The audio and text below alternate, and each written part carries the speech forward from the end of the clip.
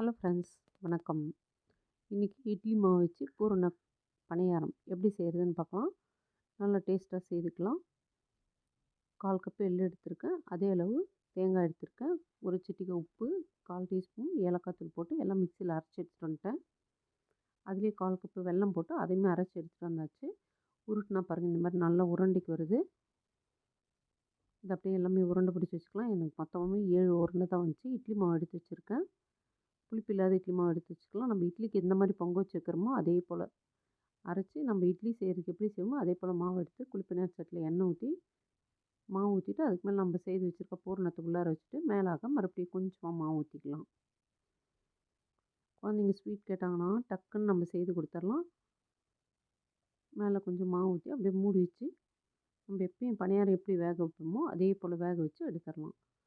கொஞ்சம் மூடி ஓப்பன் பண்ணிங்கனாவே சைடில் வெந்திருக்கிறது நல்லாவே தெரியும். அதே போல் உங்களுக்கு எள்ளு தேங்காய் பிடிக்கலைன்னா வேர்க்கடலை, பொட்டுக்கடலை, வெல்லம் கூட போட்டுக்கலாம்.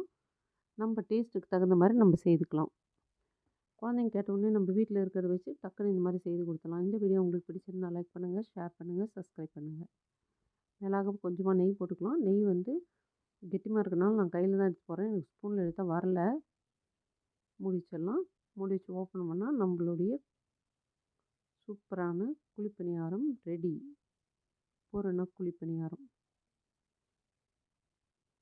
நல்ல கோல்டு கலர் வர வரலும் திருப்பி போட்டு எடுத்துக்கலாம்.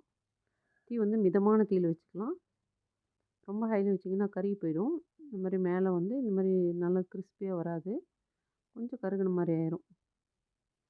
சூப்பராக இருக்குது பாருங்கள், கலர் நல்லா கோல்டு கலரில் இருக்க பணியாரம் சூப்பராக ரெடி ஆயிடுச்சு. இட்லி மாவு நல்லா பொங்கி இருக்கணும், அப்போ தான் இந்த மாதிரி வரும். அவ்வளோதான், பணியாரம் ரெடி. தேங்க்யூ. நல்லா பார்த்து இந்த பணியாரம்